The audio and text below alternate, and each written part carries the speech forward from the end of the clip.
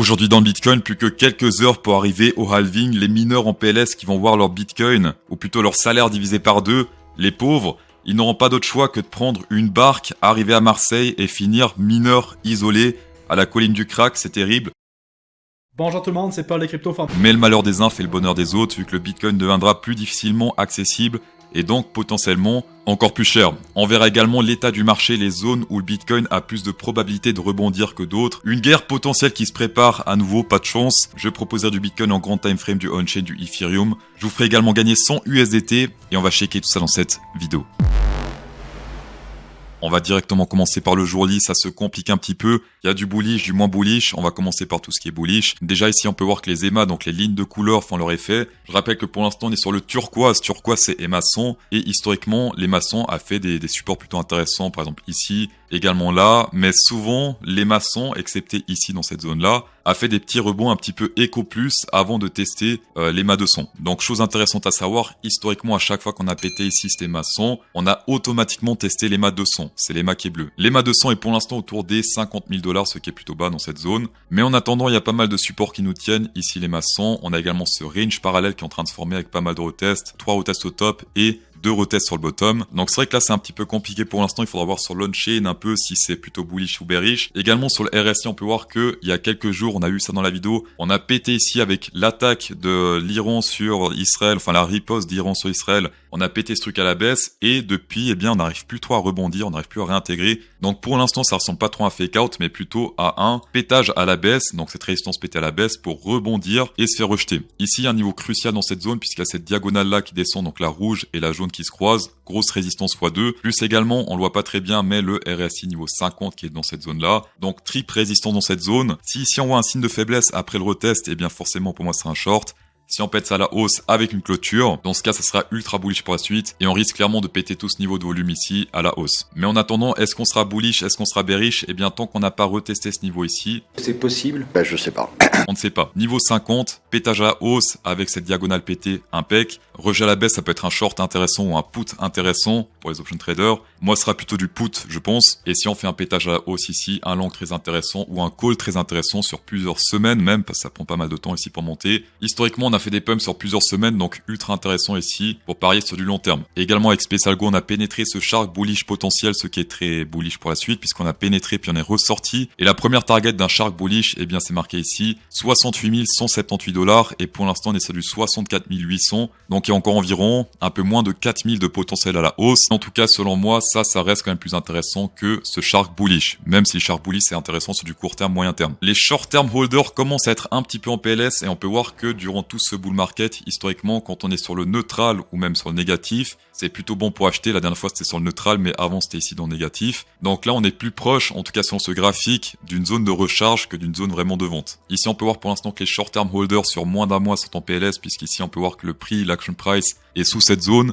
et que durant tout ce bull market souvent, eh bien les short term holders étaient pas très bien servis. Par contre, à partir de 1 mois à 3 mois, bon, c'est un peu le bordel ici, mais le violet, c'est le prix du Bitcoin. Les points verts, c'est les short-term holders 1 mois, 3 mois. Et on peut voir qu'à chaque fois que l'action price était plus ou moins sous cette zone, assez rapidement, hop, on est remonté. Donc, c'était une zone d'achat. Et tout ce qui était au-dessus de la zone des petits points verts, souvent, c'était pas des zones optimales pour recharger. Et là, on est très proche également de cette zone avec les petits points verts. Combiné également avec les short-term holder realized price. Donc, on est proche de ces deux zones qui sont historiquement des zones plutôt intéressantes pour acheter. En tout cas, si le prix est sous cette zone, pour l'instant, on est très proche, mais on est encore en dessus. Autre chose également, c'est le sentiment des boules ou des bears, peu importe, enfin du marché. Le bleu clair, le turquoise, c'est le sentiment, et tout ce qui était sous le 0,2, c'était souvent pas très optimiste pour la suite, et souvent quand c'est pas très optimiste, et bien souvent c'est des zones pour acheter, notamment ici également, etc., etc.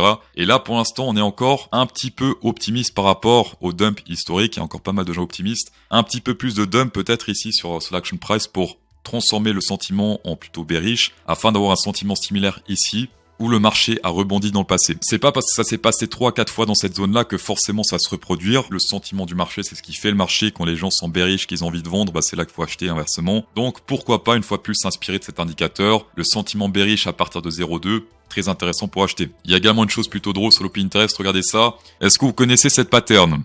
Bien vu, il s'agit d'un Head and Shoulders pattern. Un truc qui fonctionne pas très bien en général sur tout ce qui est Action Price, mais qui fonctionne plutôt bien sur tout ce qui est autre que Action Price, c'est-à-dire RSI ou même Open Interest. Regardez bien ici, on a la neckline, on a le shoulder, le head et le shoulder. On prend la hauteur de ce head et on met ça sur le breakout afin de voir la target. Est-ce qu'on l'a atteint? Eh bien, pile poil atteint. Ici, en l'occurrence, c'était pas très intéressant parce que pile poil, quand on a breakout à la baisse, eh bien là, c'était un dip. Autre chose également intéressante, avec ce dip-là, il y a très peu de longs qui ont été piégés puisque là, ça s'est pas trop pété la gueule. Et avec un même dip un petit peu plus tard, eh bien, pas mal de longs ont fermé leur position et le sentiment a tourné à turn bearish puisqu'on peut voir sur les funding rates que pour l'instant, on est légèrement sur du négatif. Ici, on peut voir sur Bybit, c'est la première fois depuis très longtemps qu'on a des bougies rouges sur le funding rate. La dernière fois, c'était ici en février. Est-ce qu'il fallait acheter, est-ce qu'il fallait vendre? Eh bien, je vous laisse deviner. Donc là, pour l'instant, niveau on-chain, on est proche d'une entrée, voire déjà sur une entrée, ce qui est plutôt intéressant. Sur tout ce qui est analyse graphique, support, résistance, c'est un peu le bordel comme on a vu au début. Mais le on-chain nous dit qu'on s'approche d'une entrée intéressante, ou qu'on est même déjà carrément dessus. On va passer à la distribution des $100 sur BingX. Bravo la team, moins qu'à gagner cette fois. Le gagnant se print à l'écran. Et la question tout le monde se pose, est-ce que lundi matin 9h, le prix du Bitcoin Price sera au-dessus des 65 000 $ ou sous ce prix? Mettez simplement plus ou moins à la fin du commentaire pour gagner comme le gagnant. $100 sur BingX, tapez dedans, hit inside. Chose également importante et souvent ignorée, c'est les news importantes. Tout ce qui est catastrophe naturelle, tout ce qui est guerre, parce que la guerre se fait tourner l'économie. C'est le printemps, mais également le printemps arabe et situation floue après les explosions survenues dans la région. Donc, Israël aurait attaqué l'Iran. Je rappelle que derrière Israël, il y a les États-Unis. Derrière l'Iran, je crois qu'il y a la Russie, mais je suis pas sûr qu'ils vont les aider. Enfin bref, c'est un peu compliqué. La géopolitique, c'est pas trop mon délire, surtout tout ce qui se passe au Moyen-Orient. Sachez que ça peut impacter les marchés, c'est pour ça que je parle de ça. Si ça escalade, faites simplement gaffe aux positions. C'est un peu risqué de trader contre, ça se tape dessus. Surtout au début des guerres. Maintenant, l'Ukraine et la Russie, tout le monde s'en fout, c'est du passé, c'est plus la tendance. Là, c'est pareil, si ça escalade, ça risque de dip. Et après, ça reprendra tranquillement. En description, vous pouvez commencer à trader avec des gros avantages. 10% de rabais à vie, ça fait la différence sur le long terme. Et en plus de ça, 30 à 5 000 $ qui sont offerts après premier dépôt sur BingX. BingX, pourquoi je trade dessus? Déjà, c'est très bien, mais ce qui différencie BingX des autres exchanges, eh bien, c'est simplement ici le Forex, les indices à partir de USDT, le SP500, Australia, etc. Tout ce qui est gold, silver, également peut trader dessus, alors que sur les autres exchanges, eh bien, c'est inaccessible. Et c'est un peu dommage. On va passer sur le Ethereum Price. Ethereum Price, lui également plutôt bullish pour l'instant. Alors bearish, mais il y a des trucs bullish qui sont en train de se passer. Déjà, sur le RSI, gros support historique durant toute cette montée avec pas mal de retests. 1 fois, 2 fois, 3 fois et pour l'instant 4 fois.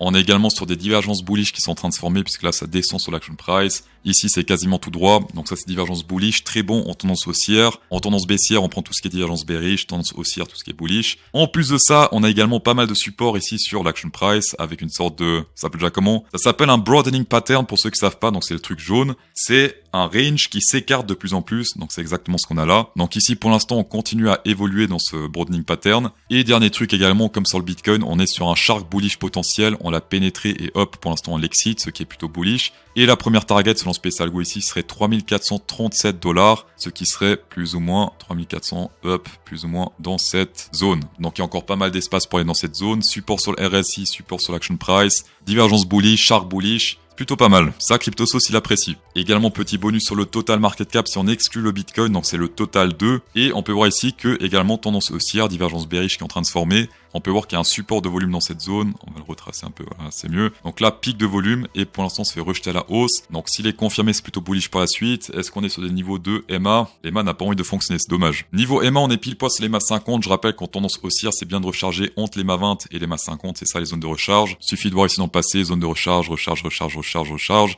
Et ici après c'était finito, c'était le top. Dans tous les cas, merci d'avoir checké cette vidéo sur un plaisir. Insérez un pouce bleu dans cette vidéo pour incrémenter encore plus le plaisir. Et bon week-end.